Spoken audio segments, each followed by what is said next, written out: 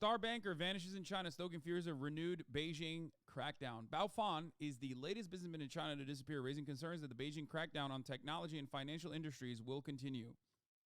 Bao Fan, a renowned investment banker in China, has disappeared and is unreachable, raising concerns that Beijing's crackdown on the country's business elite is continuing. Fuck, man. I mean, dude. In a filing to the Hong Kong Stock Exchange on Thursday, China Renaissance Holdings said it had been unable to contact Mr. Bao, the company's chairman and executive. China Renaissance said its board was unaware of any information that indicated his disappearance was tied to the company's operations. The company's share price plunged on the news, falling 28% on Friday. The disappearance of Mr. Bao, a well-connected dealmaker known for his close ties to many of the country's tech giants, including Alibaba and Tencent, seemed eerily familiar to many China watchers. Under Xi Jinping, China's president and great leader, prominent executives and billionaire businessmen from the country's private sectors have been rounded up under the banner of anti-corruption investigations. Mr. Bao worked at Credit Suisse and Morgan Stanley before starting Renaissance as China's tech sector was coming into its own. He shares many of the characteristics of businessmen who have been targeted by Beijing: Western educated, outspoken, and wealthy. Under Mr. Xi, China's once powerful and extremely wealthy private sector has been forced to show allegiance to the Communist Party. After nearly 3 years of restrictive COVID measures, the government abruptly reversed its pandemic policy, shifted the focus to revisiting China's flagging economy. In recent months, the government has changed its tune and pledged to support businesses, but the disappearance of a prominent banker has dredged up concerns about the heavy hand of Beijing and whether there will be more crackdowns in finance and tech and real estate. In 2015, one of China's wealthiest men, Guo Guangchang, the chairman of the Fosun International conglomerate, was detained under the auspices of an anti-corruption campaign. He was released after a few days and took on a lower profile than before. 2 years later, Xiao Jianhua, a Chinese-born billionaire, was taken by the Chinese police from his apartment at the Four Seasons Hotel in Hong Kong. Last year, Mr. Xiao, a financial advisor who had forged deep ties with many of China's top politicians, was sentenced to 13 years in prison after being charged with embezzlement and bribery. Jack Ma, the high-profile co-founder of Alibaba Group, also vanished from the public view for months, starting in late 2020, after he criticized the country's regulators for being too risk-averse in dealing with the country's financial system. According to Bloomberg, Kong Lin, China's Renaissance former president, has been involved in an investigation by the authorities since September.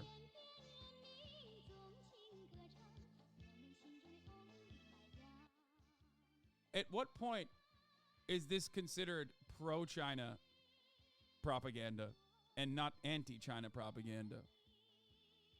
Because this is literally just posting Chinese dubs.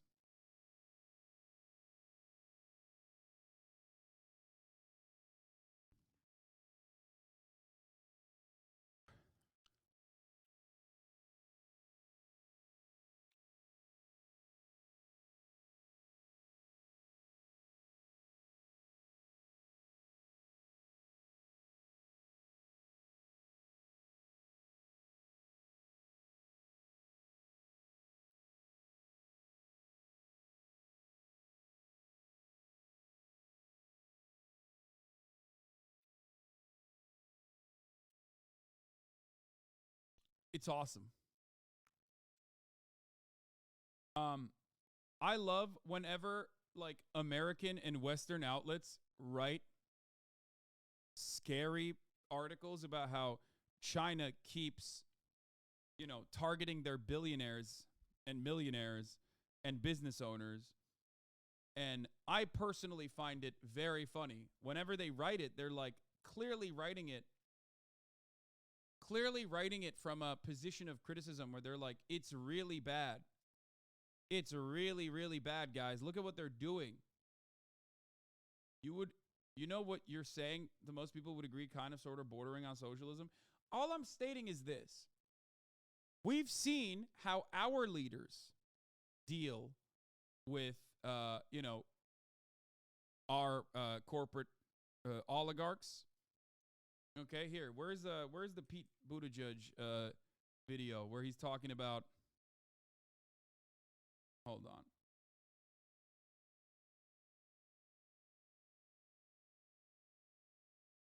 Where is it? Oh, here it is. look.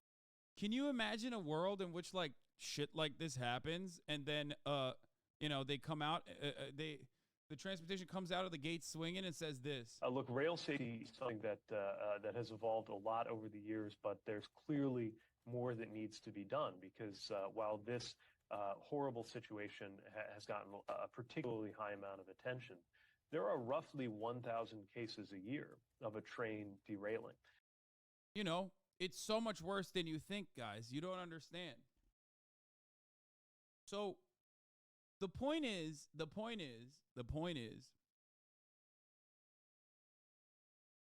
like, shit like this happens in any other country, okay? In any other country, there's at least some level of punishment. Even in America, David Sirota was talking about this, and I think it's correct. Even in America, there used to be like resignations that happened under the Bush administration with the FEMA director, for example, like after Katrina. Nowadays, that shit doesn't happen anymore. It's just like expected. Political polarization has firmly created these two camps where it's like, who cares? Yeah, our guy's incompetent. Fuck you. The other guy's even worse. So fuck yourself. And there's no shame. Like there is absolutely zero shame whatsoever. We just basically fucking look to the people that we vote for and assume that they have no power. In many instances, they're not expected to do anything, even if they do have the power. Probably brain rot, but even though I wish the same thing would happen in the US, I'm extremely skeptical when it happens in China. I think China has a pretty solid track record. I mean, do they consider statements that offend the sensibilities of the leadership of the CCP to be, punishable by law? Certainly. Okay? But you see so many instances where, that are completely unimaginable in the United States of America where, people do legitimately go to jail. Not only the fucking business leaders, but also membership inside of the party. Party leaders that take bribes also go to fucking jail. I mean, that's undeniable. Some other hits. I mean, yeah, China executes ex-food and drug chief. Why China jailed a billionaire entrepreneur and seized his company. Former China Huarong chairman executed after bribery conviction. Like, obviously, I'm not a fan of capital punishment. I'm not saying we should do that. But, come on. At least prosecute and, legitimately fucking bring up criminal charges for people who are routinely harming the population. China executes 14 billionaires in 8 years, Culture News reports. Donald Trump talks about how, China doesn't have a drug problem, right? There's no heroin problem because Xi Jinping would kill every single person that sells drugs. Motherfucker, if the Sacklers were a Chinese family, they would have been hung from their assholes, okay? Literally down to the babies. They would have been publicly fucking murdered, okay? Shut the fuck up. The main drug dealers are still absolutely the motherfuckers that are the capital owners that get to live and breathe the free man's air every fucking day.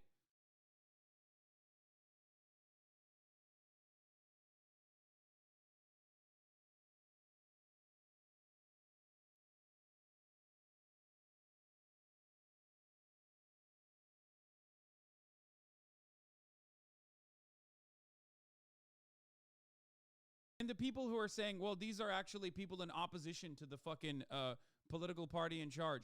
You're going to sit here and tell me right now that Republican business owners being prosecuted by the Democratic Party in a similar capacity, maybe not capital punishment, but would be bad? Okay, they're political dissidents. So what? And then Democratic business owners that are also billionaires being punished by the Republican Party would be bad? No, you'd be sitting here jerking off to that idea. There's an unimaginable, insurmountable good, okay? You cannot calculate how good that would be.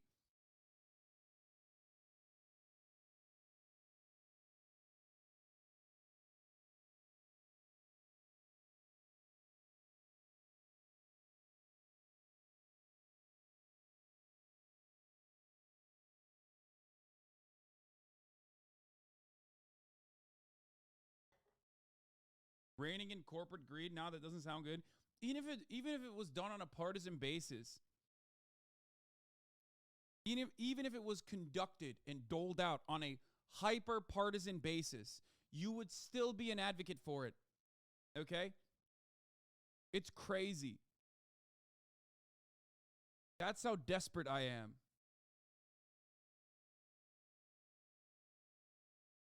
Critiquing the government shouldn't be punishable, and joining the party by force. The Chinese government is a business owner. It's fascism. It's not good if all they're doing is criticizing the government. Yeah, I know. It's fascism. You're right. That's how fascism works. Every command economy, every centralized, every central planning economy is just a fascist.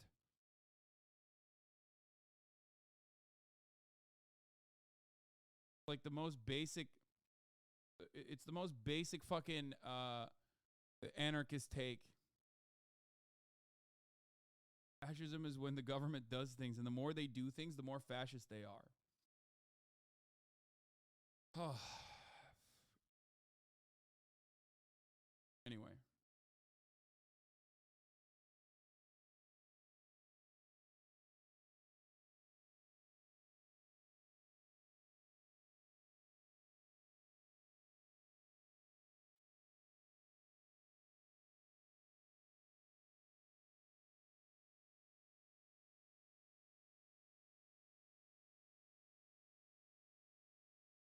Authoritarian crackdowns on political dissidents because they happen to be capitalists is absurd. I just gave you an example. We have the Democratic Party in charge. Let's say great leader Joseph Robinette Biden is operating in a similar capacity where the owner of Norfolk Southern is a Republican. Do you think he should be arrested for this derailment, including numerous other derailments that have happened under his watch, or not? Explain to me that right now. You don't think he should be punished? You don't think the Democratic Party's very own and the Republican Party's very own regulators should be punished or not for allowing these derailments to happen, for their lack of regulation? Because the CCP punishes his own fucking party loyalists as well. Do you think that should happen or not?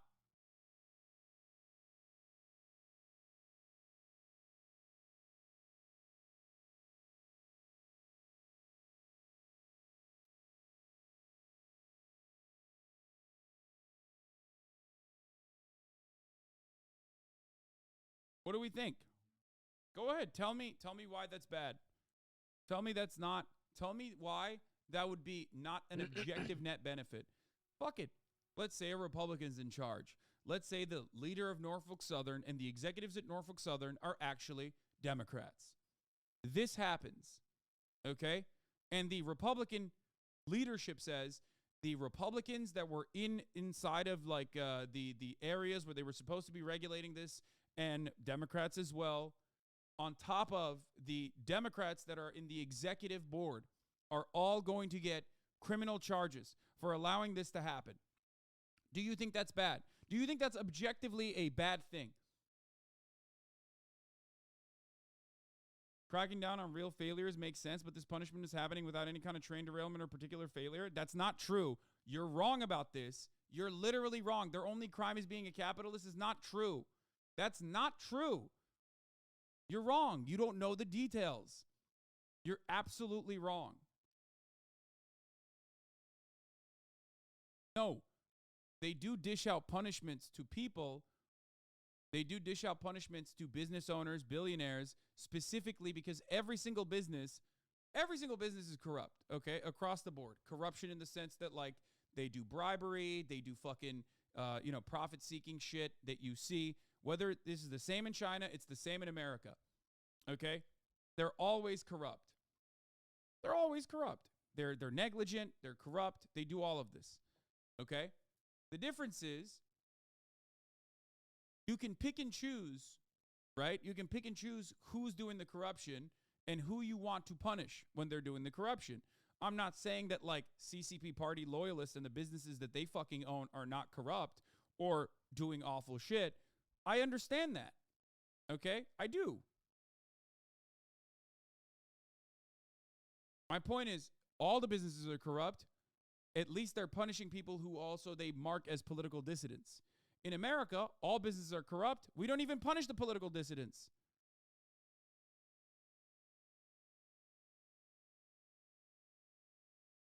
At this point, I've given up. I'm just looking for more of a results-based analysis here.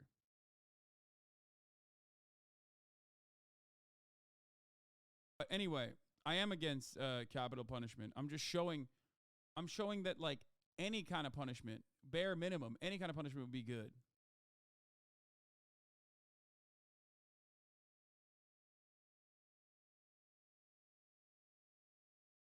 When you're an American, then anything resembling holding capitalists accountable is authoritarian crackdown because the norm is giving them free rein to destroy the lives of millions for profit. Exactly.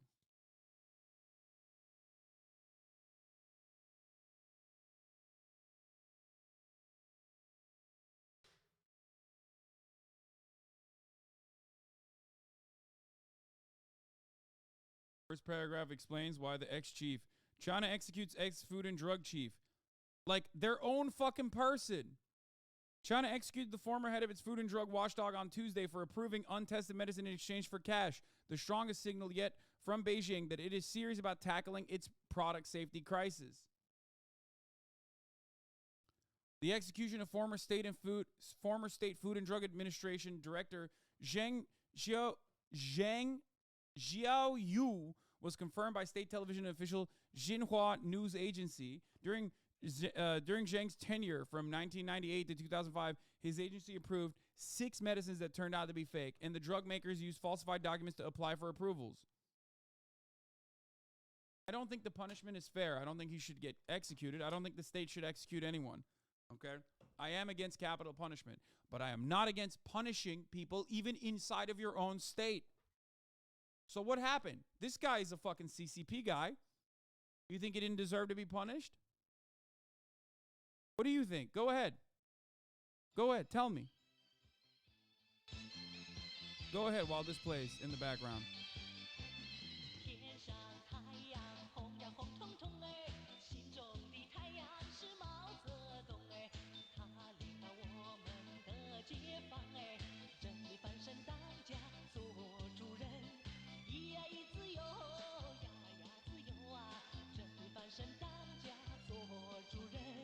Oh, yeah.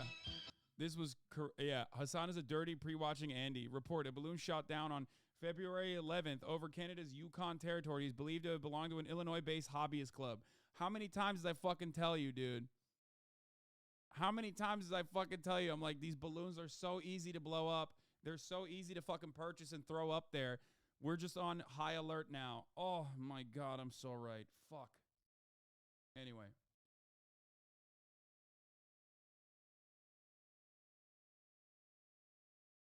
As a Mandarin speaker, your pronunciations are somehow both kind of close and feel like a microaggression, but I think it's just your Jersey-sounding accent, Lamau. Yeah, I mean, dude, I don't know how to speak Mandarin. I have no fucking clue how to read half these words. I'm throating it, okay?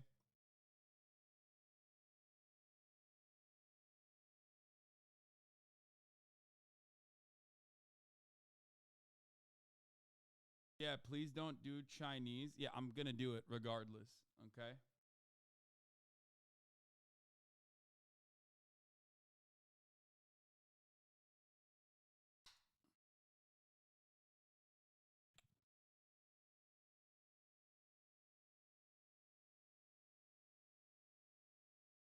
Xi is like she and Xiao is like Xiao.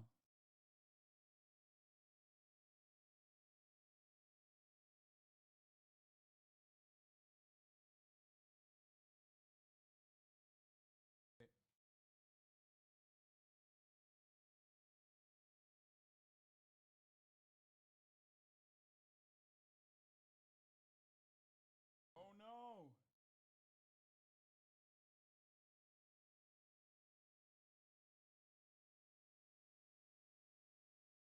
I just realized something. The Frigidaire, after serving me diligently for many, many years, I believe has officially died. I just opened up a new can of cold ones. Okay, I opened up a new cracked a new can of Diet Mountain Dew and realized that Diet Mountain Dew is fucking not cold. And immediately looked down and realized that this is done. It's broken. Official, boys. The end of an era. We got to get a new one now. Said to me in my P.O. box, it was a real game changer. I loved it. We'll have to get a new one. Shit. It's literally, no, it's not just off. It's not.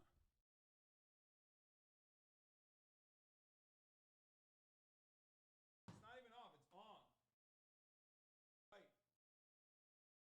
I can't even turn it off. I don't know why.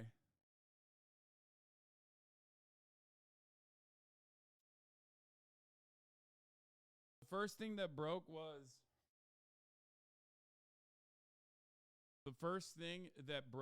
the door, the fridge door. Non-repairable. Bro, it's literally $30. It's like cheaper to get a new one. It's unironically cheaper to get a new one than to try and fix this. You know what I mean? Call a tiny repairman. Yeah, people are saying Marat, but honestly, I need to call a tiny repairman because it's a tiny fridge.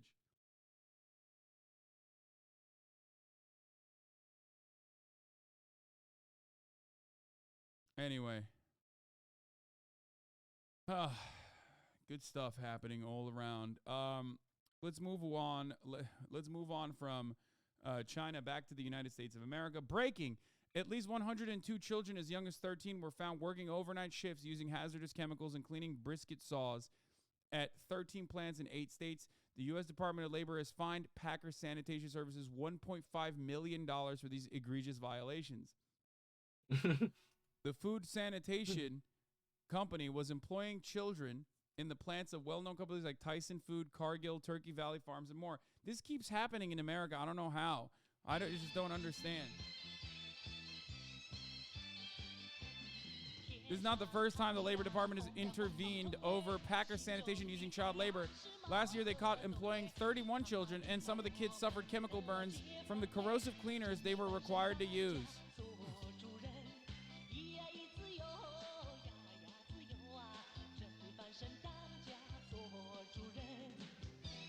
It is clearly more profitable to continue using child labor and pay the $1.5 million fine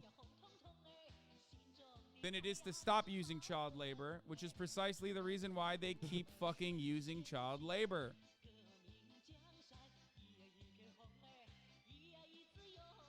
This happened last year. Illegally employing 31 children between the ages of 13 and 17, and at least 3 meatpacking plants where the PSSI is contracted to clean and sanitize. The school children worked on overnight shifts and suffered several chemical burns. From the corrosive cleaners they were required to use, most were Latino and did not speak English. Children were working 6 to 7 hours a night. Obviously, we talked about Hyundai a lot. And McDonald's, Dunkin' Donuts, and Chipotle have utilized it as well.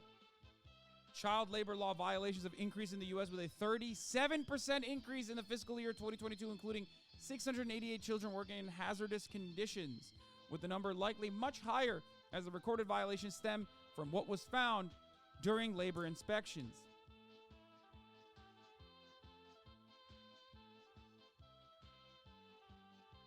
In fiscal year 2022, there were 835 cases involving child labor violations and 3,876 minors employed in violation of child labor laws. This is like child labor law violations that are beyond the legal child labor that America allows you to do.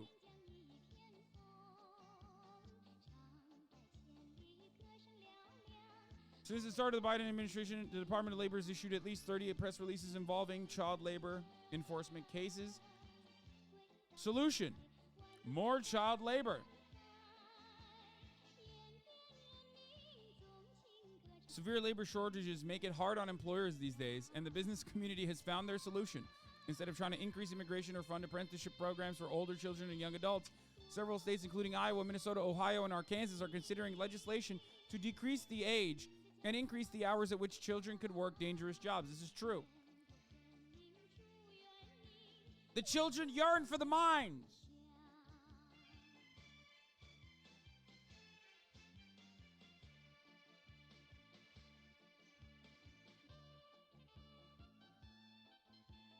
You know, that kind of shit. Ohio legislature has reintroduced a bipartisan bill this year to extend working hours for 14 and 15-year-olds with the permission from a parent or legal guardian and called Congress to adopt the same rollbacks at the federal level.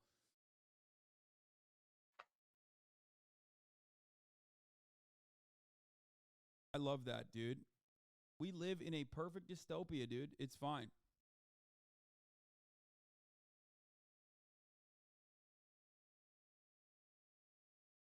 Guarantee you there's kids farming for their parents right now? Yeah, of course there are.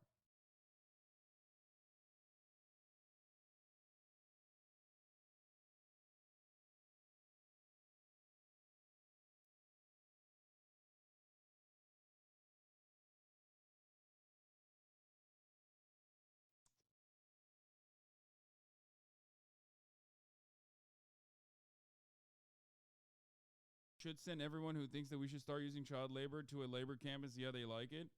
I'm on board with that. I love that.